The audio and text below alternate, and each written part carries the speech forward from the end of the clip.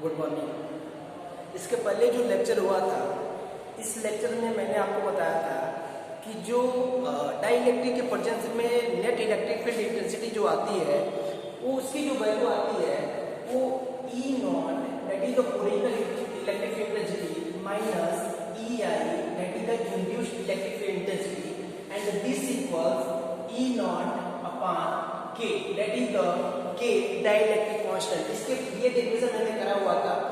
अगर आपको ये समझ नहीं आ रहा है तो आप इसके पहले वाले वीडियो आप समझ देख सकते हैं और इसको इजीली आप समझ सकते हो, कोई दिक्कत नहीं होगी।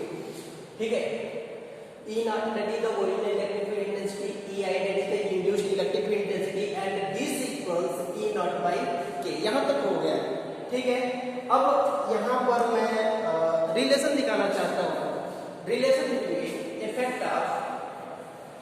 effect of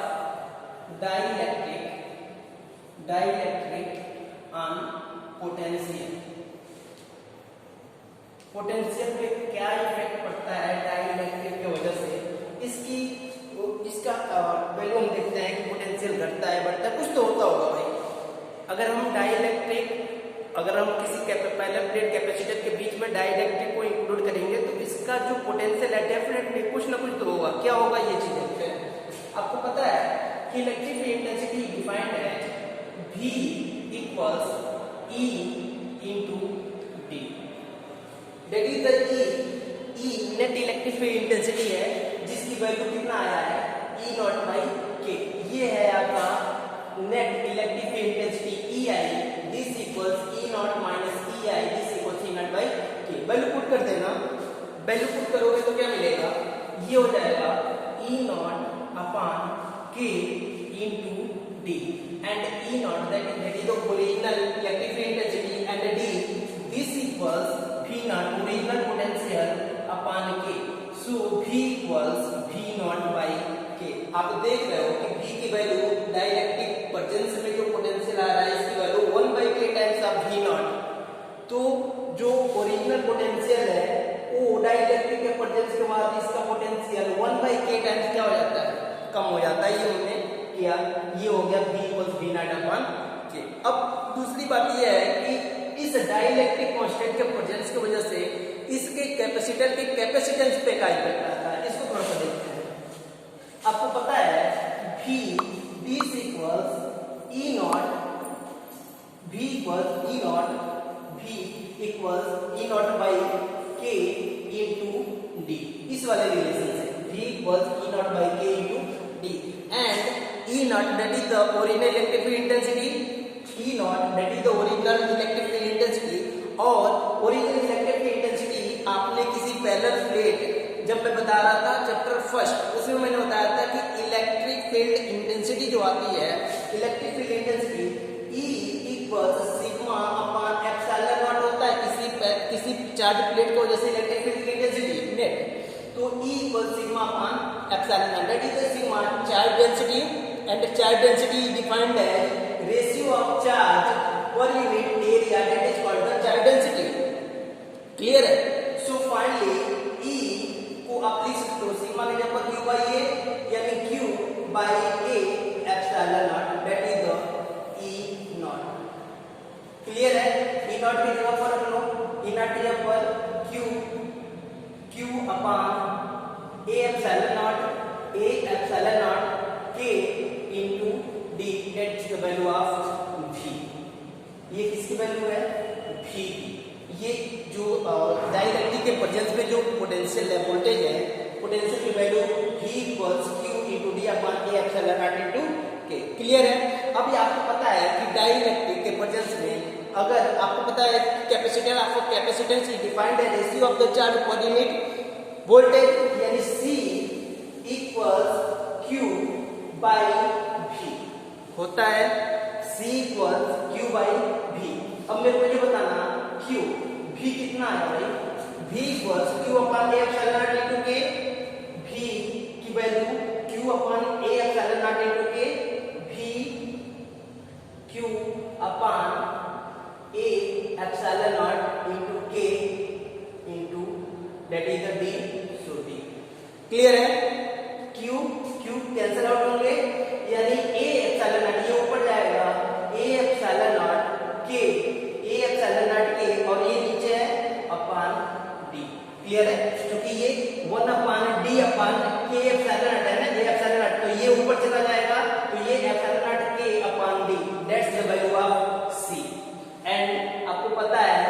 मैं बता रहा था पैरेलल प्लेट कैपेसिटर, उस समय मैंने बताया था कि जो पैरेलल प्लेट कैपेसिटर में पैरेलल प्लेट कैपेसिटेंस की जो वैल्यू आती है वो A epsilon not by D आता है। क्लियर है? So finally we can write now C this equals this value A epsilon naught upon D, that is the original capacitance in absent of dielectric, so D C naught into K। आप यहाँ पर देख सकते हो कि जो dielectric के presence में जो नेट कैपेसिटेंस है वो K टाइम्स हो जा रहा है डाइलेक्ट्रिक एब्सेंट वाले पैरेलल प्लेट के केस में। तो यहाँ पर आप देख रहे हो C equals C not into K। इसका मतलब कि अगर किसी पैरेलल प्लेट कैपेसिटर में आप डाइलेक्ट्रिक डालोगे तो उस कैपेसिटेंस का कैपेसिटर K टाइम्स क्या कर जाएगा, इंक्रीज कर जाएगा, K टाइम्स बढ़ जाएगा। समझ आ रहा है? तो डाइलेक्ट्रिक के प्रेजेंस में एक किसी कैपेसिटर का कैपेसिटेंस क्या होता है, बढ़ जाता है। ये इसका सबसे बड़ा एडवांटेज है, सबसे बड़ी क्वालिटी है डाइलेक्ट्रिक का, कि अगर डाइलेक्ट्रिक को किसी पैरेलल प्लेट कैपेसिटर के बीच में आप डालोगे तो उस पैरेलल प्लेट का कैपेसिटेंस क्या हो जाएगा, बढ़ जाएगा K टाइम्स। ठीक है, K टाइम्स इसका कैपेसिटेंस बढ़ जाएगा। क्लियर है? अब हम किसी कैपेसिटर में डाइलेक्ट्रिक दो तरीके से भाई प्रेजेंट कर सकते हैं, दो तरीके से डाइलेक्ट्रिक को डाल सकते हैं पैरेलल प्लेट के बीच में। क्लियर है? तो दो तरीके से आप डाल सकते हो पैरेलल प्लेट के केस में। तो फर्स्ट कंडीशन क्या हो सकता है, इसको हम थोड़ा सा स्टडी करते हैं।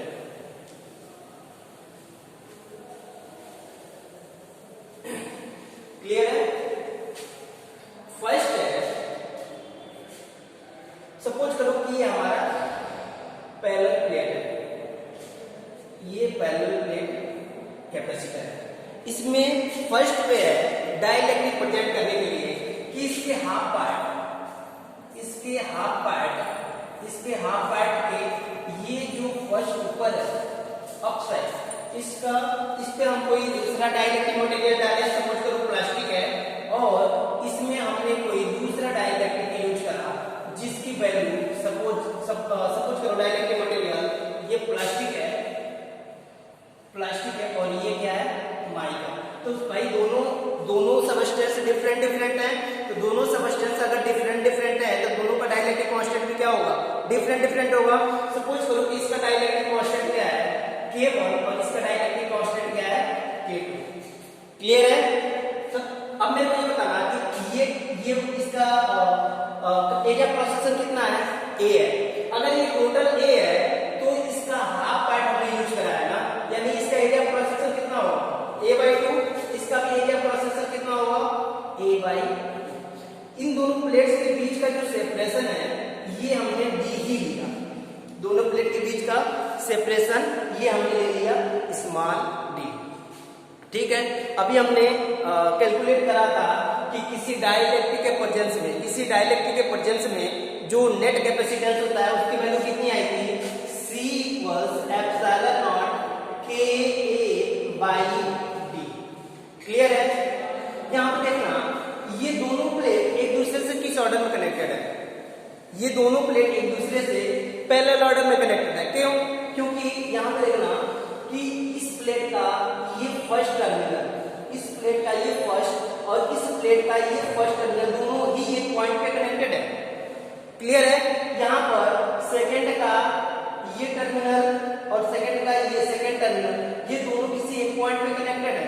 मींस ये 1-1 कनेक्शन, ये 1-1 कनेक्शन और ये 2-2 कनेक्शन, और ये 1-1-2-2 कनेक्शन क्या होता है, that is the connection of the parallel order. ये पैरेलल ऑर्डर का कनेक्शन होता है।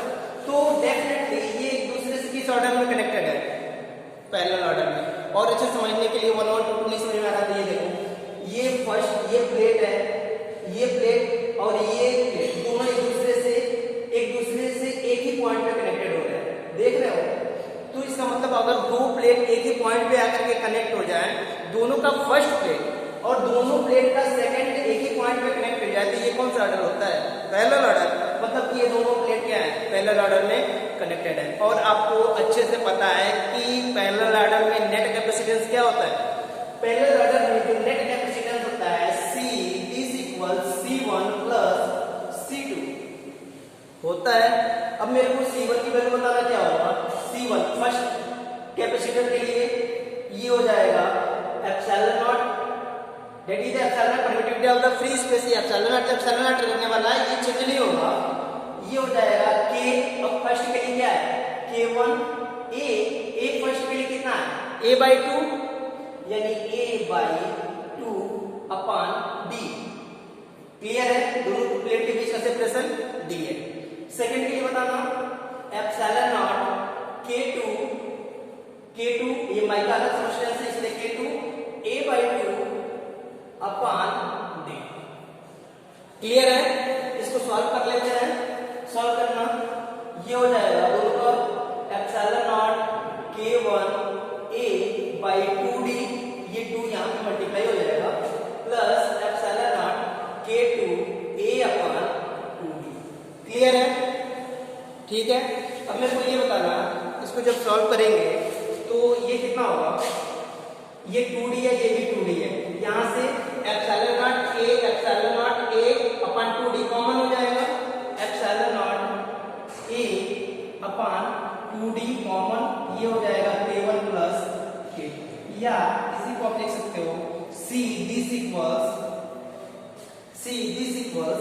Epsilon not a by d, और इस 2 को यहां पे लेके आओ k1 plus k2 upon 2। Clear है, ये 2 यहां पर आ गया तो ये 2।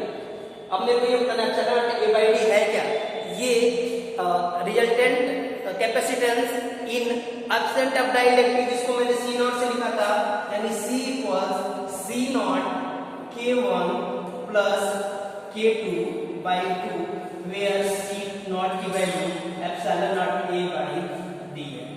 क्लियर है, तो ये होता है net capacitance in presence of dielectric in parallel order.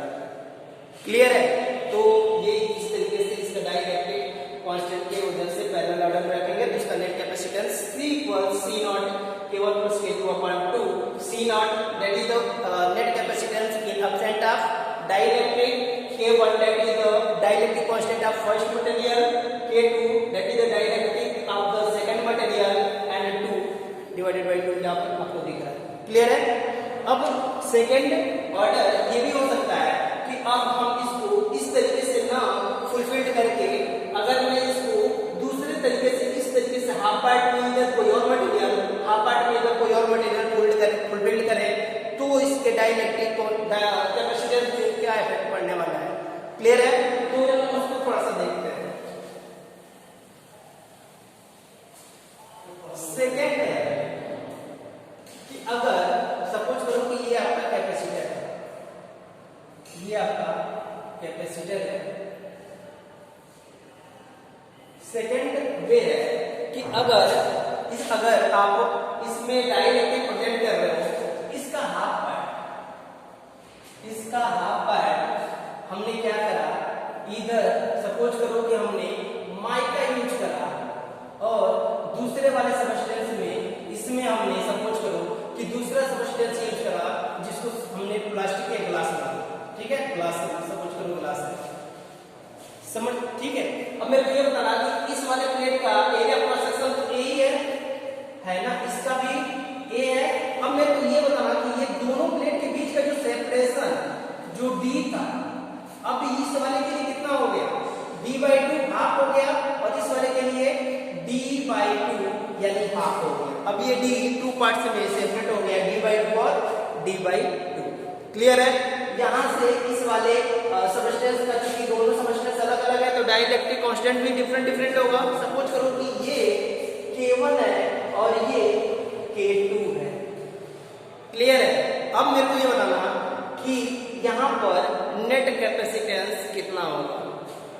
Net capacitance कितना होगा भाई, इसका नेट कैपेसिटेंस पहले तो हम ये देखेंगे नेट कैपेसिटेंस के लिए कि ये किस ऑर्डर में एक दूसरे से कनेक्टेड है, either be in series order और पैरेलल ऑर्डर। सीरीज ऑर्डर के लिए अगर नेट कैपेसिटेंस होगा तो 1/c = 1/c1 + 1/c2, और अगर पैरेलल ऑर्डर होंगे तो c = c1 + c2। यही तो दो केस होता है, यहाँ पर भी कुछ इसी तरीके का अरेंजमेंट है। अब मेरे लिए होता ना कि ये दूसरे सीरीज ऑर्डर में कनेक्टेड है, आगे पैरेलल ऑर्डर में। अब ये देखना, ये पैरेलल प्लेट का फर्स्ट प्लेट है, ये पैरेलल प्लेट कैपेसिटर का फर्स्ट प्लेट है, ये पैरेलल प्लेट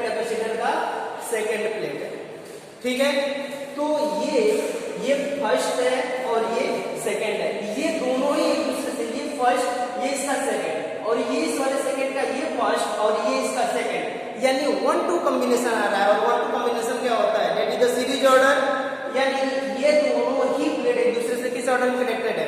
सीरीज ऑर्डर में। समझ आ रहा है इसका? सीरीज ऑर्डर, सीरीज ऑर्डर में जैसे कि एक कैपेसिटर है और ये दूसरा कैपेसिटर है, कि पहले कैपेसिटर का दूसरा प्लेट दूसरे कैपेसिटर के पहले प्लेट से क्या होता है? कनेक्ट होता है।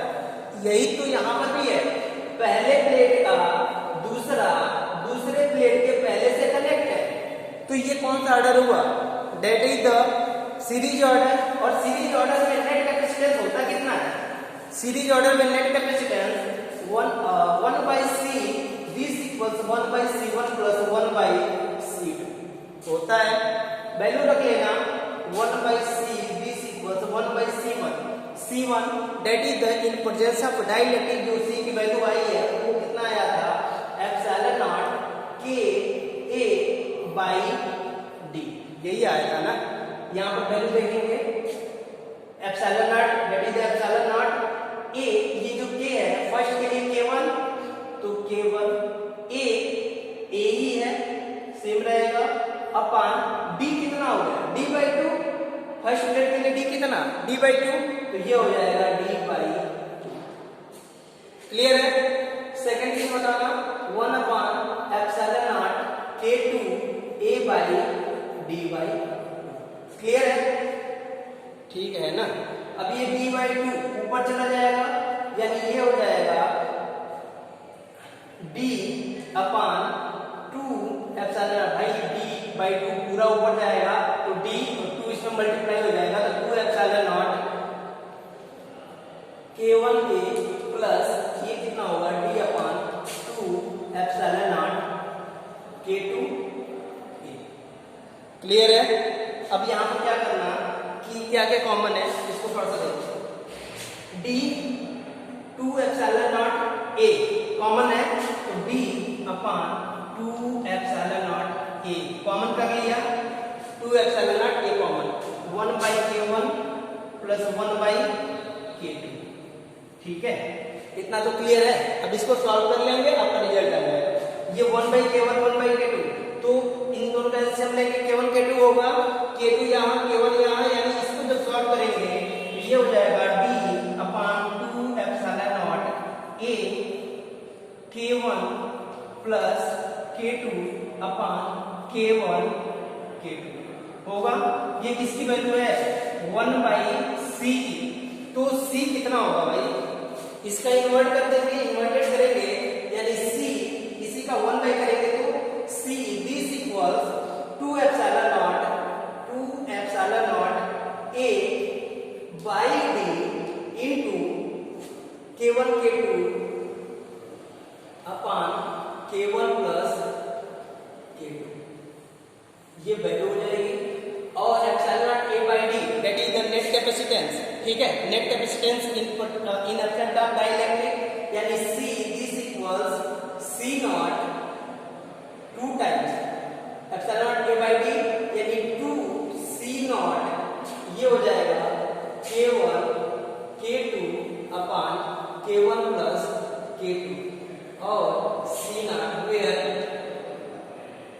C0 क्या है? That is the net capacitance in absent of dielectric, और इसकी वैल्यू आती है C0 equals epsilon not A/D। तो ये होता है आपका net capacitance in presence of dielectric in parallel in series order. ठीक है, तो ये हो गया आपका, ये कंप्लीट चैप्टर है।